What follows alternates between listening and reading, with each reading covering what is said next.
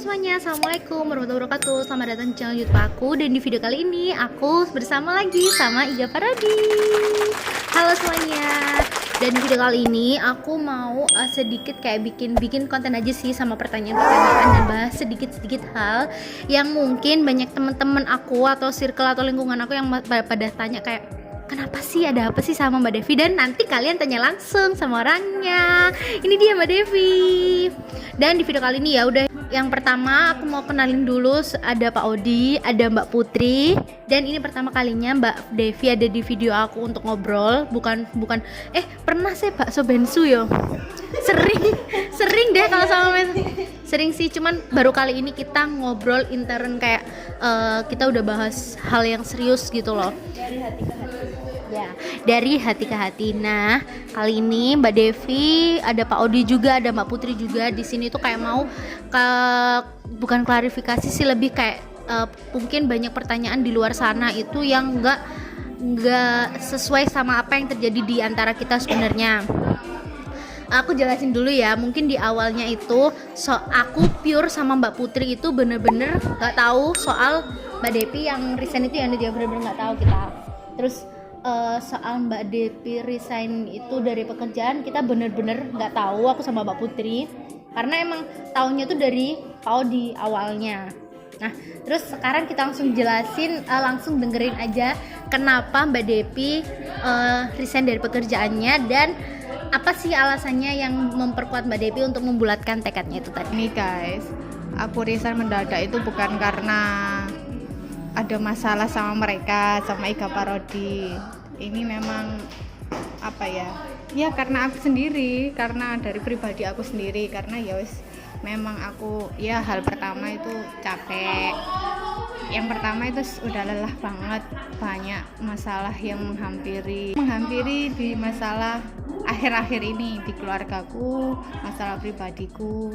Terus kalau untuk masalah pekerjaan sih enggak ada, apalagi sama mereka. Jadi jangan salah mengartikan mereka itu nggak tahu, karena aku memang diam-diam seperti itu awalnya. Nah, untuk yang aku benar-benar fix memang resign karena untuk pertama kali ya memang untuk fokus ke keluarga. Kalau kalian memang kok mendadak, kok gini, kok gitu, banyak pertanyaan yang menjadi tabu lah, kayak nggak mungkin di kalian. Jangan menyalahkan mereka, nggak ada sangkut pautnya sama mereka, nggak ada sangkut pautnya sama hal yang lain ya, karena memang pada diri aku ya, memang aku sendiri pada dasarnya. Yang pertama. Terus yang kedua memang aku bener-bener capek karena banyak masalah yang masuk akhir-akhir ini, dan ketambahan keluargaku sama terutama orang tuaku, aku mau bener-bener rawat. Yang kedua. Nah, yang ketiga memang aku mau tujuan untuk nikah. Soalnya aku nikah ini nantinya aku nggak di Surabaya lagi, aku pindah domisili. Dan banyak pertanyaan, nggak mungkin, kenapa kok gara-gara nikah gini, bukan masalah itu-itunya. Kenapa kok, kan pegawai tetap nih, kenapa kok hanya nikah kok resign? Ya karena pilihanku, karena itu pilihanku sendiri, karena aku benar-benar lelah, capek. Pokoknya gak ada sangkut pautnya sama mereka ataupun pekerjaan. Yang pada dasarnya dari diri aku sendiri. Memang awal-awalnya karena aku masih down, masih belum mengungkapkan dan belum bicara. Ini lagi perasaan ya udah lebih sedikit tenang, masalah juga sudah sedikit demi sedikit teratasi ya. Itu makanya aku membuka. Ya memang awalnya aku diam, memang nggak cerita, bahkan sampai teman-temanku sendiri, teman dekat Iga, Pak Odi, bahkan yang di kantor lah, ya memang aku sudah ada rencana, sudah ada plan, tapi ya baru terlaksana kemarin pas kebetulan ada masalah yang menghampiri terus di aku, makanya ya itu yang membuat aku fokus dan mengalah salah satu, yaitu tadi. Nah lanjut, itu tadi udah dari sisi Mbak Devinya. Terus kalau ini ada tamu lagi. Terus lanjut, bentar ya guys, ada Pak Zaki datang. Nah, itu tadi barusan udah ada dari klarifikasinya Mbak Devi, dari sisinya Mbak Devi. Kalau sebenarnya itu emang kejadiannya gitu, tapi berpasan dengan momen, misal mohon maaf ya, ini antara intern kalian, ada Pak Odi sama Mbak Devi, aku sama Mbak Devi, Mbak Putri sama Mbak Devi, Pak Zaki sama Mbak Devi. Itu kayak misalnya kayak kita pernah greget sama Mbak Devi, dan itu kayak pas ngono lho, kok moro-moro istilahnya, waduh kok moro-moro Mbak Devi resign, opo karena ikut. Ternyata pas Pak Odi pernah tanya ke Mbak Devi, yo kan kamu pernah tanya Mbak Devi soal apa? Kamu sama Mbak Devi, kenapa Mbak Devi resign, apa karena itu ngono? Apa karena kita jarang kumpul juga, kita jarang pokoknya intinya kita pernah salah paham ke Mbak Devi. Yo kayak gondok-gondok nih Mbak Devi ku, kita itu pernah ngono loh, dan kayak kita itu kayak kita tuh pernah sempat kayak gitu, dan posisinya Mbak Devi langsung pengajuan untuk resign. Nah dari sini ada dimulai dari Mbak Putri ke aku, terus Pak Odi, terus ke Pak Zaki ya. Apa yang pengen ditanyain ke Mbak Devi? Cus, Mbak Putri. Jadi aku mau tanya sama Mbak Devi di sini tentang soal dia yang tiba-tiba aja resign dari kerjaan. Mau tanya ini aja deh. Sejak kapan Mbak Devi punya pikiran mau mengundurkan diri atau mau resign dari kerjaan? Itu aja. Aku punya plan itu memang sebelumnya pas aku dijadikan admin di kantor. Gak apa-apa kan aku ngomong? Iya. Ya sebelum aku ditarik di kantor itu memang aku udah plan sebelumnya. Tapi itu untuk nanti mendekati pas mau acara hari H. Nah kebetulan pas, ya pokoknya itu kebetulan aja, pas aku ditarik di kantor, masalah itu datang bertubi-tubi. Ya mulai dari keluarganya mama, dari keluarganya papa, dari keluarga aku sendiri, dari aku sama pasangan, itu banyak bertubi-tubi. Jadi ya seperti itu, cuma plan udah ada sebelum aku ditarik di kantor. Jadi untuk masalah aku karena tertekan di kantor, enggak seperti itu, karena ya pada dasarnya pekerjaan ini itu terlalu loyalitas tinggi untuk untuk berumah tangga nantinya, karena pasanganku dan keluarganya bukan ingin mempunyai menantu yang berkarir, tapi yang berumah tangga yang kayak di rumah seperti itu. Pertanyaan kedua ya guys, jadi aku punya 2 pertanyaan. Kalau ini kan Mbak Devi kan mau nikah, rencananya kan mau nikah. Sebenarnya sama calon suami itu dibolehin nggak sih Mbak Devi buat resign dari kerjaan, atau emang disuruh, atau sebenarnya nggak setuju sama keputusan Mbak Devi buat resign? Awalnya memang dari keluarga besar, dari mertua itu memang nggak dibolehin. Bukan nggak dibolehin bekerja, tapi dengan pekerjaanku yang luar kota, yang loyalitasnya tinggi, kadang berangkat pagi pulang malam, luar kota yang beberapa hari. Nah itu nggak bagus katanya untuk berumah tangga kalau seperti itu awalnya. Tapi ini dari keluarga mertua ya, calon mertua seperti itu. Tapi lambat laun ya disikonkan, mereka mulai mengerti. Nah kalau dari calonku sendiri itu tergantung dari aku. Nah aku resignnya ini bukan disetujui atau gimana-gimana, tapi karena memang keputusanku. Kalau calonku itu hanya menerima apapun keputusanku, seperti itu. Ya biasa, kita kan satu tim, kita wis bareng-bareng 5 tahun ya, 5 tahunan lah. Ya pasti yang namanya gesrek sana sini, gesrek opo ya, yes pokok intinya pertikaian, perselisihan, perkelahian itu biasa lah. Tapi ujung-ujungnya ya kita kan baikan lagi, ujung-ujungnya nggak gitu.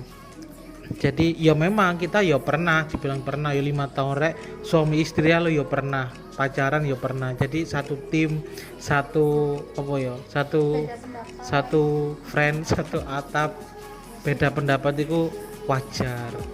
Nah saiki sing tak tanyano Depi, langkah ke depannya apa setelah resign? Terus saiki resign kegiatannya apa? Kan harus nggak kerja kan? Sapo jualan ta lapo ta? Gitu sih, langsung jawab. Aku sudah punya rencana plan sebelumnya. Setelah resign ini memang aku nggak ada kegiatan selain hanya untuk mengantar mama, seperti itu. Karena mama aku sakit, bukan sakit sih, kurang sehat, karena dulu sempet 2 kali operasi tapi gagal. Nah sekarang nganterin, lebih fokus sekarang nganterin ke puskesmas, ke rumah sakit.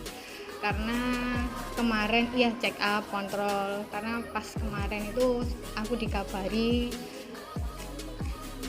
katanya profesor yang menangani mamaku itu harus dilakukan operasi lagi, bukan operasi ulang tapi dilakukan operasi lagi, tapi dari keluarga, dari aku sendiri sama dari mama pastinya itu sudah jerah. Karena ya yang pertama seperti itu, yang kedua ya gagalnya bukan karena hal malpraktek atau apa, enggak, karena operasi yang ditaruh tubuhnya mama itu enggak sejalan dengan kondisi mama, makanya terjadi infeksi, akhirnya diambillah alat itu. Nah resikonya kalau enggak operasi lagi guys, ya harus sering-sering kontrol, harus sering-sering terapi lah untuk ya seperti itu. Tapi walaupun sangat tipis penyembuhannya, tapi seenggak-enggaknya untuk tangan atau apa, kan memang tangan yang sakit, tangan kanan ya seperti itulah. Nah untuk yang kedepannya lagi memang aku nggak ada kegiatan lagi karena sama fokus sama acaraku besok. Dan kemudian untuk setelah menikah ya fokusku hanya ke calon suamiku nantinya. Lah terus untuk biaya pengobatan mama dapat dari mana? Kan kamu nggak kerja, terus dapatnya dari mana? Terus biaya kehidupan sehari-harimu sama mamamu gimana? Banyak sih yang mengatakan kenapa aku resign, padahal aku membutuhkan uang atau membutuhkan biaya banyak untuk pengobatan, bahkan untuk modal nikah, bahkan untuk kehidupan selanjutnya. Ya karena satu kalau untuk modal atau uang ya hanya tabungan dari pekerjaan, sama ya aku punya tabungan sendiri, walaupun itu nggak seberapa banyak. Ya nantinya lambat laun setelah menikah mungkin ya itu tadi merintis dari bawah, buka usaha, karena itu kan plannya. Kalau untuk biaya-biayanya mungkin aku ambilkan dari tabungan aku sendiri, walaupun itu nggak banyak, karena aku juga pinjam sama bank lain untuk acara ya besok, seperti itu. Jadi kalau untuk masalah biaya sih aku nggak memikirkan itu, karena pada dasarnya aku punya tabungan walaupun nggak seberapa banyak, walaupun pengeluaran biayanya itu banyak sama ortu. Nah itu aku juga sudah ibarat kata sudah komit sama calon pasanganku untuk membangun itu mulai dari awal dan membantu aku nantinya sama orang tuaku, seperti itu. Nah, karena tadi udah dari Mbak Putri pertanyaannya 2, Pak Odi 2, Pak Zaki ada? Nah, mungkin ini aku lebih merangkum pertanyaan orang-orang yang di luar sana ya. Kan tadi Mbak Devi sudah bilang kalau dia misal beliau ambil pekerjaan ini kan loyalitasnya terlalu tinggi. Kemudian kan dia kan udah ditawarin buat jadi admin di kantor, yang artinya jam kerjanya jelas meskipun nanti loyalitasnya ada beberapa jam, tapi itu pasti ada waktu libur di hari Minggu. Di Sabtu pun itu nggak full sampai jam 5-an kan. Di kantor kan kalau Sabtu kan maksimal jam 3 kalau hari Sabtu. Kecuali ada requestan pekerjaan yang harus dikerjakan saat itu juga. Nah, kan Mbak udah dikasih tanggung jawab di situ, kenapa tetap kekeh buat tetap out, maksudnya tetap pengajuan untuk resign itu tadi? Silakan Mbak Devi dijawab. Kenapa pada dasarnya aku out? Ya karena pekerjaanku sama calon pasanganku itu berlawanan. Ngerti nggak? Berlawanan itu ibarat kata aku kerja pagi, dia itu kerja malam. Ibarat kata aku kalau misalkan berangkat pagi-pagi, seandainya kalau misalkan aku masih tetap aku berangkat, pasti aku berangkat pagi. Nah, sedangkan dia belum pulang. Nah, ketika aku pulang, dia juga sudah berangkat kerja. Nah, begitu terus. Kalau misalkan ketemunya Sabtu, itu Sabtu hanya sekali. Masa dari 1 minggu cuma 1 kali. Apalagi ya enggak, maksudnya intinya apa ya, ya lebih itulah, lebih ke mikirkan harus ngalah salah satu, guys. Aku mikirnya aku yuk pingin lah punya karir, punya uang banyak, punya ini dan segala macam. Tapi kalau si suaminya pekerjaannya seperti itu, masa iya dia capek, aku belum pulang, dia berangkat, aku sudah berangkat, dia belum pulang, aku juga udah berangkat pagi-pagi, belum kalau aku ditugaskan keluar kota nantinya misalkan seperti itu. Makanya aku tetap out karena aku sudah memikirkan sama dia, karena ya dari itu tadi harus ada yang ngalah. Kalau dia yang ngalah nggak mungkin, dia laki-laki. Kalau dia yang ngalah nggak mungkin, kalau dia yang resign nggak mungkin, karena pada dasarnya dia sudah diberhentikan karena WFH, dan ini sudah kesempatan lagi dia didaftarkan bekerja. Masa iya dia resign gara-gara mengalah dari aku. Nah, aku yang sebagai wanita, aku yang lebih mengalah, dan aku juga sudah komit, sudah berbicara sama calonku, yaitu karena lebih ke berlawanan pekerjaan seperti itu. Mungkin yang di luar sana kan bisa ini nanti ketemu ini, ya sekarang yang dicari di rumah tangga apa? Masa yang diincar uang? Kan nggak mungkin. Masa yang diincar karir? Aku perempuan, beda kalau laki-laki. Kalau laki-laki kan bekerja keras, tanggung jawab, menafkahi. Nah, kalau aku harusnya yang melayani sebagaimana istri yang baik kepada suaminya lah. Kalau aku bekerja tapi nggak ada waktu melayani buat dia, ya buat apa aku nikah? Intinya kayak gitu, seperti itu. Lebih memikirkan kebaikan dari kita berdua, dari aku sama calon pasanganku nanti, karena kita pekerjaannya itu berlawanan arah, seperti itu.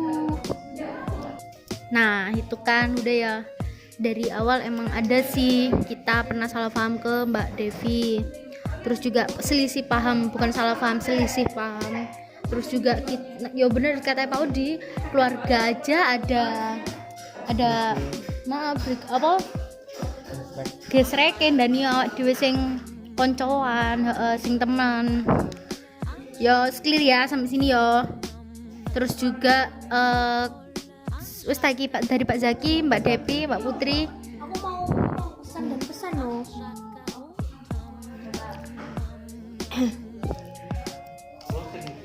Iya kan, ini kesan dan pesan. Kabeh dong. Kita mau kasih kesan dan pesan buat Mbak Devi. Yang pertama, sukses ke depannya. Nggak selalu, maksudnya nggak selalu kan sukses di banyak jalan di luar sana gitu. Emang kalau udah keputusannya Mbak Devi, kita harus menghargai dan menghormati. Terus buat orang-orang di luar sana, berhenti buat berspekulasi, berpikiran negatif tentang kita bener-bener gak ada masalah apapun sama Mbak Devi. Dan kita dari awal gak tahu kalau Mbak Devi itu resign. Kita taunya dari si gendut Pak Odi. Jadi jangan melontarkan pertanyaan-pertanyaan lah intinya. Kita nggak tahu apa-apa, dan di sini kita udah klarifikasi semuanya. Tonton ya, jangan sampai biar kalian itu nggak kepo lagi, oke? Oke, dari Pak Odi ada tambahan? Kita dari Mbak Devi? Ibu serikatkan. Ya, untuk netizen yang di sana yang tanya, netizen, enggak, maksudnya teman-temannya kita kan kita satu manajemen, maksudnya satu perusahaan. Kalau bisa jangan berspekulasi seperti itu. Itu memang pure dari aku sendiri, memang pure dari keputusanku sendiri, memang pure dari aku dan aku. Jadi jangan spekulasi, karena aku sama mereka itu jarang ketemu guys, jarang kita tugasnya sekarang itu beda-beda, sudah beda tempat, sudah ya memang satu divisi, cuma sekarang kita itu pisah semua, real satu, jadi kita itu jarang ketemu. Terus kalau kalian tanya kenapa kok nggak chat, ya karena memang kita punya tugasnya masing-masing, dan setelah kerja pasti capek, butuh istirahat, seperti itu. Nah ya seperti itu aja, pokoknya jangan spekulasi ke mereka untuk menutupin ini semua, nggak ada, karena memang ini pure aku sendiri. Aku juga pengen diam, masih mendalami perasaanku, karena aku masih lemah, masih down. Nah ini sekarang lagi sudah bertahap lah. Ya wes, cuman pesan-pesan aja ya dimanapun berada, dimanapun tempat kerja yang baru ataupun mau mandiri usaha sendiri, ya tetap pikir positif aja lah. Semua itu pasti sudah ada yang ngatur semua, jadi nggak perlu pesimis, nggak perlu di sini aku kerja apa ya, pasti nanti ada, yang penting usahanya dulu, seperti itu. Jadi segala sesuatunya disikapi dengan pikiran positif. Sip, itu aja motivasi hari ini, disponsori by Pak Is. Nah, udah dulu video dari aku segini dulu. Terima kasih buat teman-teman yang udah nonton, dan itu tadi sudah dari beberapa pihak yang ngomong ya, mulai dari aku, Mbak Devinya pribadi, aku, Mbak Putri, Pak Odi, Pak Zaki, semuanya udah kasih pesan sehat selalu buat Mbak Devi dan sukses selalu, Allahumma amin. Dan terima kasih buat teman-teman yang sudah nonton video ini. Jangan lupa klik tombol merah yang ada 2, kemudian subscribe. Semuanya dadah.